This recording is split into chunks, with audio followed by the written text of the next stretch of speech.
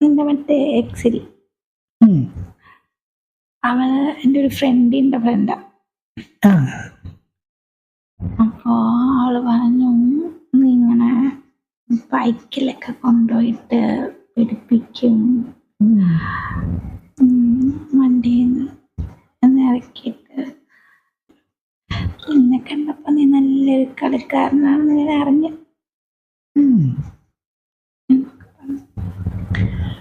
എനിക്ക് ഏറ്റവും ഇഷ്ടം പബ്ലിക് പ്ലേസ് വെച്ചിട്ട് അതൊക്കെ കേട്ടപ്പോ എനിക്ക് തോന്നി എനിക്ക് വേണം എന്ന് തോന്നി.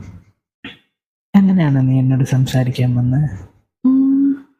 എന്ന് പ്രപ്പോസ് ചെയ്യാൻ നോക്കിയിരിക്കുകയാണ്.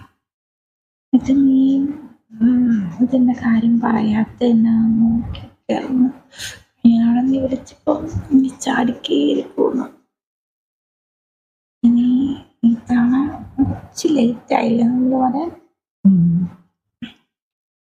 ഇതിനിപ്പോ കൊതിയില്ലാതിരിക്കില്ലല്ലോ. ഇതില്ലാതിരിക്കില്ലല്ലോ.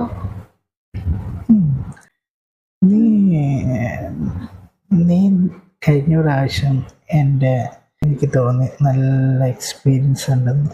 ശരിക്കും മറ്റേ പറഞ്ഞില്ലേ എൻ്റെ ഫ്രണ്ട്, എൻ്റെ എക്സിന്റെ ഫ്രണ്ട്, അവള് പറഞ്ഞു കേട്ട് ഭയങ്കര ഞാൻ വിചാരിച്ചു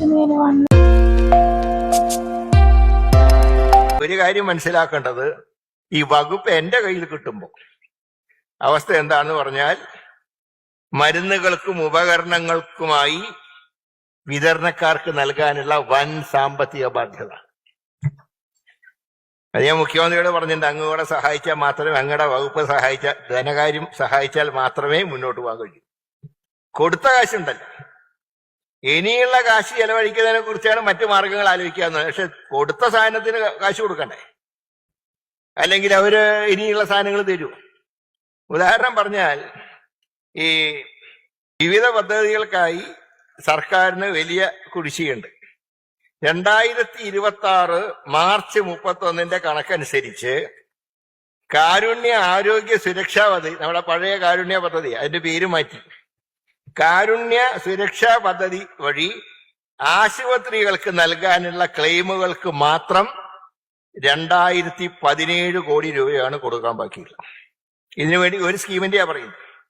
കൂടാതെ Kerala medical services corporation limited KMSCL, അതിന് നൽകാനുള്ള കുടിശ്ശിക 476 കോടിയായി ഉയർന്നിരിക്കുന്നു. ഇത് രണ്ടിനും മാത്രമാണ്. വിതരണക്കാരുടെ സമരമുണ്ട് ഇപ്പോ. ഇത് ആശുപത്രി സാധനങ്ങൾ തന്നവരുടെ 150 പരം കോടി രൂപ കുടിശ്ശിയായതോടുകൂടിയിട്ടാണ് മരുന്നുകളും ഇംപ്ലാന്റുകളും നൽകുന്നത് വിതരണക്കാർ നിർത്തിവെച്ചിരിക്കുകയാണ്. ഇത് ജീവൻ രക്ഷാ ശസ്ത്രക്രിയകളെ പോലും ബാധിക്കുന്നുണ്ട്.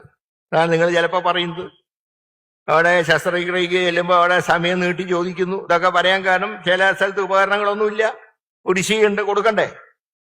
അത് എത്ര കോടിയുടെ ആണ് സാധനങ്ങൾ തരുന്നത്, അതൊക്കെ കുടിശ്ശികയാണ്. അപ്പൊ ഇതൊക്കെ കൊണ്ട് എന്ത് പറ്റും? പല സ്വകാര്യ ആശുപത്രികളും ഇൻഷുറൻസ് വഴി രോഗികളെ പ്രവേശിപ്പിക്കുന്നത് നിർത്തുകയോ നിരുത്സാഹപ്പെടുത്തുകയോ ചെയ്യാം. ഇപ്പൊ കാരുണ്യ പദ്ധതി മറ്റു പ്രൈവറ്റ് ആശുപത്രിയിൽ ചെന്നാൽ, മെഡിസിപ്പുമായിട്ട് ചെന്നാൽ എങ്ങനെ ചികിത്സിക്കാതിരിക്കാം എന്നാണ് അവർ നോക്കുന്നത്. കാരണം അവർക്ക് കുടിശ്ശിയുണ്ട്, സർക്കാർ കൊടുക്കണ്ടേ.